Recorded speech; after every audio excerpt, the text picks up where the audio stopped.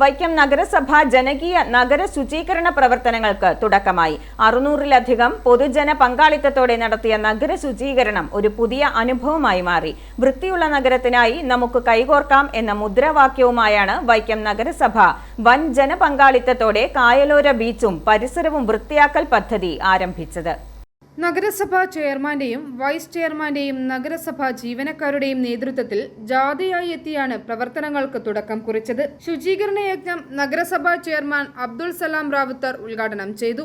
School വിദ്യാർത്ഥികൾ, NSSന്റെ വോളണ്ടിയർമാർ അടക്കം ഒരു വലിയ മുന്നേറ്റം നടത്താൻ നമ്മൾ തീരുമാനിച്ചു. ആ ദിനമാണിന്ന് ഫെബ്രുവരി 5. ആ 5-ാം തീയതി ഇത്രയും ആളുകൾ നമ്മൾ ഒന്നിച്ചു വന്നത് ഒരു തീരുമാനത്തിന്റെ അടിസ്ഥാനത്തിലാണ്. ഇത് വിജയിപ്പിക്കേണ്ടത് നമ്മുടെ ഓരോരുത്തരുടെയും കടമയാണ്.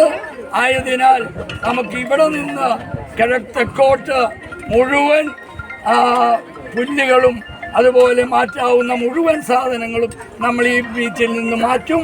Vice chairman Saudamini Abhilash, standing committee ചെയർമാൻമാർ, കൗൺസിലർമാർ, നഗരസഭാ ജീവനക്കാർ എന്നിവർ പ്രവർത്തനങ്ങൾക്ക് നേതൃത്വം നൽകി. സന്നദ്ധ പ്രവർത്തകർ, കുടുംബശ്രീ, ഹരിതകർമ്മസേന, തൊഴിലുറപ്പ് തൊഴിലാളികൾ, നഗരസഭാ കണ്ടിജന്റ് ജീവനക്കാർ എന്നിങ്ങനെ സമൂഹത്തിലെ ഒട്ടനവധി പേർ ഈ യജ്ഞത്തിൽ പങ്കാളികളായി. ചെയർമാന്റെ നേതൃത്വത്തിലുള്ള ശുചീകരണം വൈക്കത്തുകാർക്ക് ഒരു പുതിയ അനുഭവമായിരുന്നു. ബീച്ച് കയ്യേറ്റം നടത്തി ബങ്കുകൾ സ്ഥാപിച്ച് കച്ചവടം നടത്തിയിരുന്നവർക്ക് മുൻകൂർ നോട്ടീസ് നൽകിയിരുന്നെങ്കിലും ചിലർ ബങ്കുകൾ മാറ്റിയിരുന്നില്ല.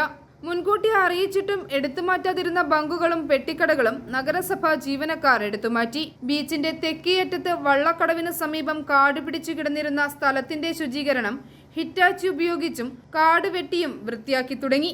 ഇതോടെ ഒരേക്കറിലധികം ഭൂമി കൂടി നഗരസഭയ്ക്ക് ഉപയോഗപ്രദമാകും. തുടർന്നുള്ള ദിവസങ്ങളിൽ പാർക്ക്, താലൂക്ക് ആശുപത്രി എന്നിവിടങ്ങളിലും ശുചീകരിക്കുമെന്ന് നഗരസഭ അറിയിച്ചു. കായലോര ബീച്ച് കൂടുതൽ സുന്ദരമാക്കുന്നതിന്റെ ഭാഗമായി MLAയുടെയും സ്വകാര്യ സ്ഥാപനങ്ങളുടെയും സഹകരണത്തോടെ ലൈറ്റുകളും ഇരിപ്പിടങ്ങളും തയ്യാറാക്കുമെന്നും നഗരസഭ അധികൃതർ അറിയിച്ചു. i4A news, Vaikom.